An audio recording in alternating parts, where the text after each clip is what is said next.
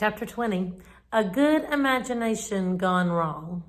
Spring had come once more to Green Gables, the beautiful, capricious, reluctant Canadian spring, lingering along through April and May in a succession of sweet, fresh, chilly days with pink sunsets and miracles of resurrection and growth.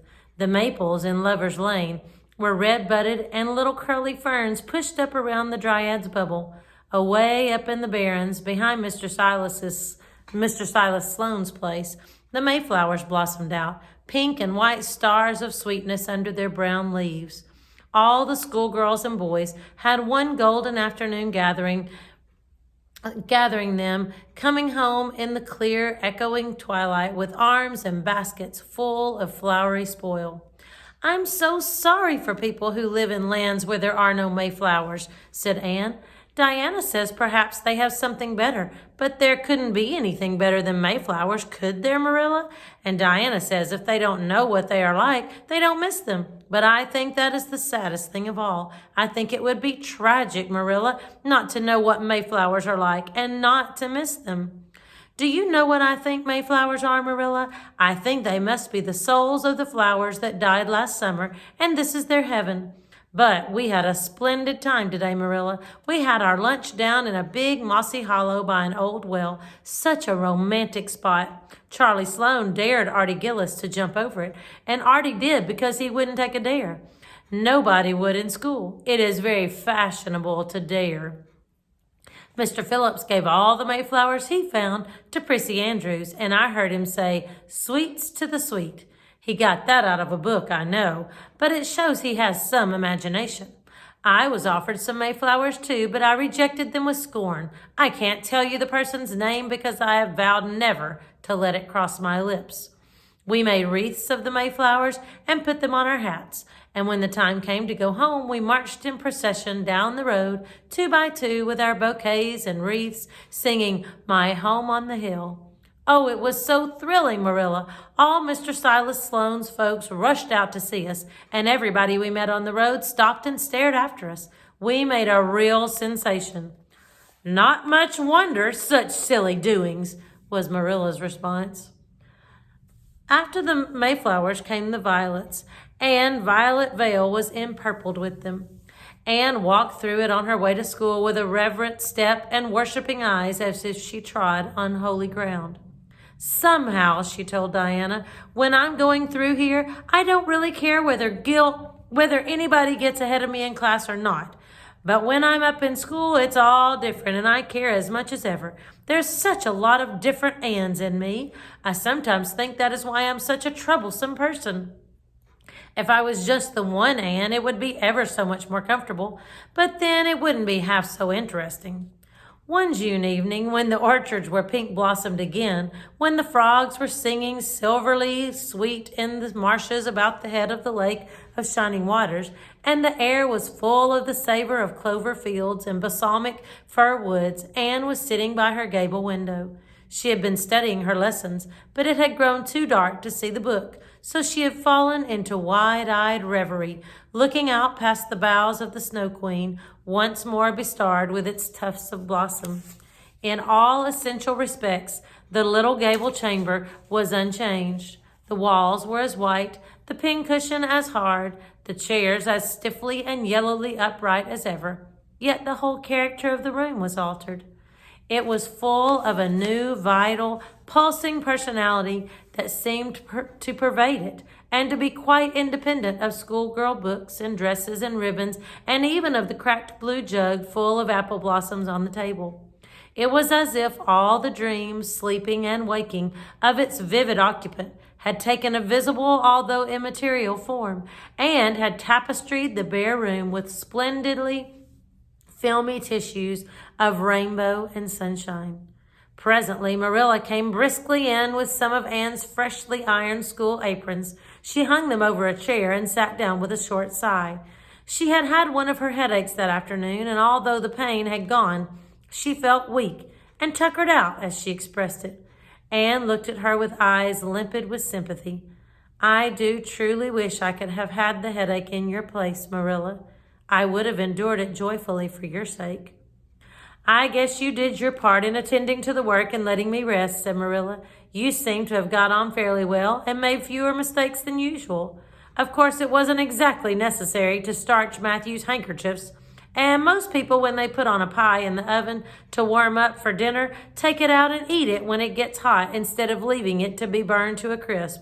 But that doesn't seem to be your way, evidently. Headaches always left Marilla somewhat sarcastic.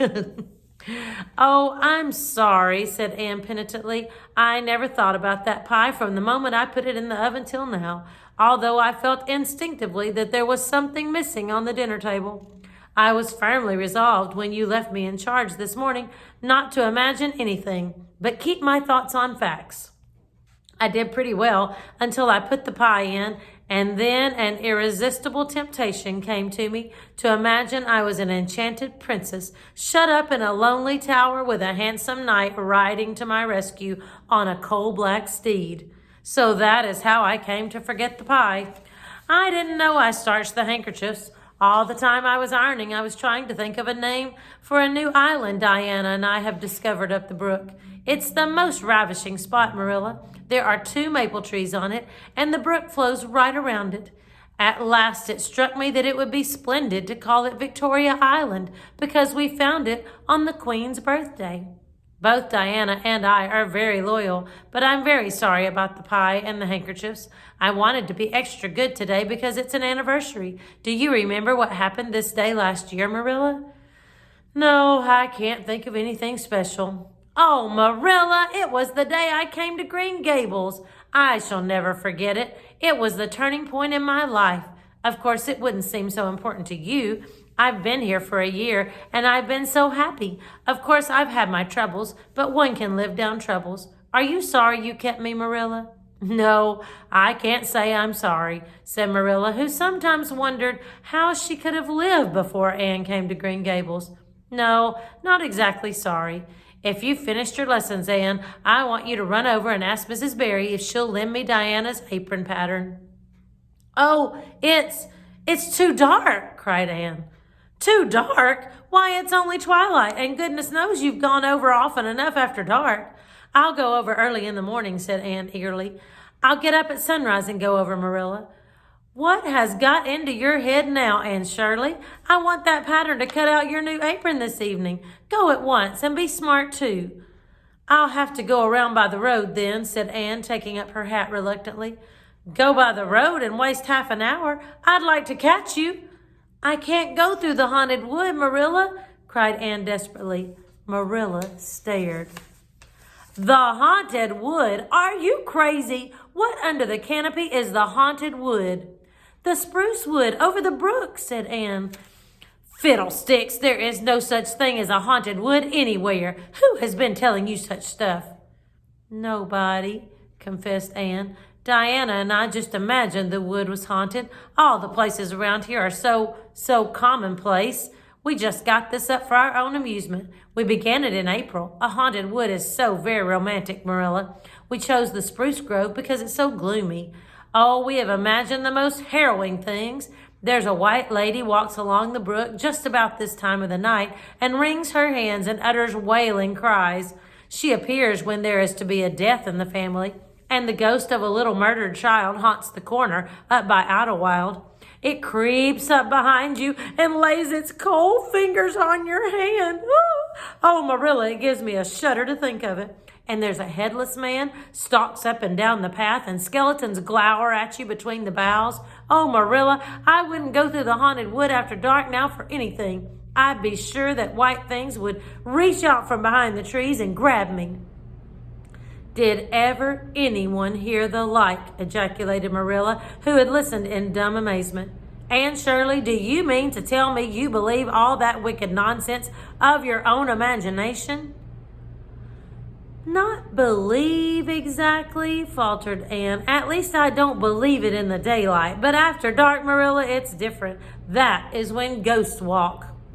There are no such things as ghosts, Anne. Oh, but there are, Marilla, cried Anne eagerly. I know people who've seen them, and they are respectable people. Charlie Sloane says that his grandmother saw his grandfather driving home the cows one night after he'd been buried for a year. You know Charlie Sloane's grandmother wouldn't tell a story for anything. She's a very religious woman. And Mrs. Thomas' father was pursued home one night by a lamb of fire with its head cut off, hanging by a strip of skin. He said he knew it was the spirit of his brother and that it was a warning he would die within 9 days. He didn't, but he died 2 years after, so you see it was really true. And Ruby Gillis says, Anne Shirley, interrupted Marilla firmly, I never want to hear you talking in this fashion again. I've had my doubts about that imagination of yours right along, and if this is going to be the outcome of it, I won't countenance any such doings. You'll go right over to Barry's, and you'll go through that spruce grove just for a lesson and a warning to you, and never let me hear a word out of your head again about haunted woods. Anne might plead and cry as she liked, and did, for her terror was very real. Her imagination had run away with her, and she held the spruce grove in mortal dread after nightfall. But Marilla was inexorable. She marched the shrinking ghost seer down to the spring and ordered her to proceed straightway over the bridge and into the dusky retreats of wailing ladies and headless specters beyond. Oh, Marilla, how can you be so cruel? Sobbed Anne. Why would you feel like it? What would you feel like if a white thing did snatch me up and carry me off? Oh, I'll risk it, said Marilla unfeelingly. You know I always mean what I say. I'll cure you of imagining ghosts into places. March now. Anne marched. That is, she stumbled over the bridge and went shuddering up the horrible dim path beyond. Anne never forgot that walk. Bitterly did she repent the license she had given to her imagination. The goblins of her fancy lurked in every shadow about her, reaching out their cold, fleshless hands to grasp the terrified small girl who had called them into being. A white strip of birch bark blowing up from the hollow over the brown floor of the grove made her heart stand still. The long-drawn wail of 2 old boughs rubbing against each other brought out the perspiration in beads on her forehead. The swoop of bats in the darkness over her was as the wings of unearthly creatures. When she reached Mr. William Bell's field, she fled across it as if pursued by an army of white things and arrived at the Berry kitchen door so out of breath that she could hardly gasp out her request for the apron pattern. Diana was away, so that she had no excuse to linger. The dreadful return journey had to be faced. Anne went back over it with shut eyes, preferring to take the risk of dashing her brains out against the boughs to that of seeing a white thing. When she finally stumbled over the log bridge, she drew one long, shivering breath of relief. Well, so nothing caught you? Said Marilla unsympathetically. Oh, Marilla, chattered Anne. I'll be content with commonplace things after this. Have you ever done that? Have you imagined things that made you so scared you couldn't hardly stand it, even though you knew they just were imagined? All right, chapter 21 is next. A new departure in flavorings. See you then. Bye-bye.